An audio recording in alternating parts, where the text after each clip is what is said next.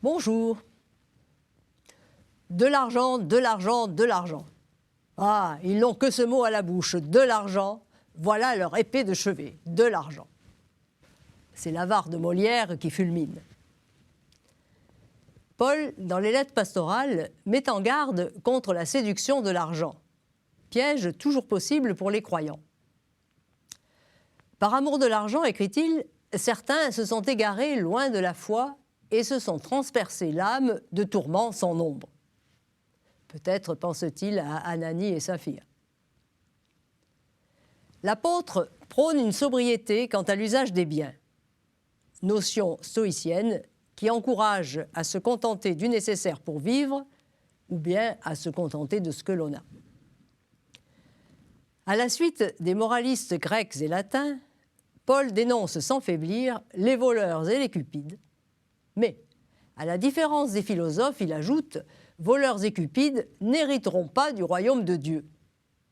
Car c'est du royaume dont il s'agit. Paul ne critique pas la possession des biens. La richesse n'est pas un mal. Son usage est exigeant et doit répondre à des consignes de fraternité, ce que le Décalogue recommandait déjà. Ceux qui, par appât du gain, troublent les autres et utilisent l'argent pour les détourner de l'Évangile, ceux-là ne peuvent plus se dire chrétiens ni exercer des fonctions dans l'Église. En Crète, Paul dénonce ceux qui enseignent l'Évangile pour engranger de scandaleux profits. Paul déduit, à la manière d'un proverbe, que dans l'amour de l'argent se trouve la racine de tous les maux. Il ne s'agit pas d'abord d'une question morale, mais du lien au Christ. Comme le dit Jésus, nul ne peut servir deux maîtres, Dieu et l'argent. Et on ne témoigne pas de son attachement au Christ en fonction de la quantité d'argent amassé. La cupidité, répète Paul, est une idolâtrie. La convoitise aussi. Là est le nœud du problème.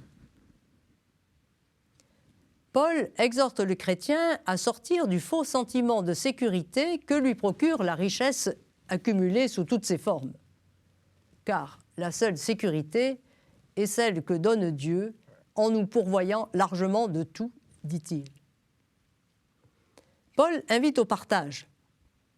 L'argent collecté pour venir en aide aux chrétiens en difficulté à Jérusalem est expression de la communion fraternelle. Ce partage exprime alors la charité qui met le pauvre au centre de la communauté croyante.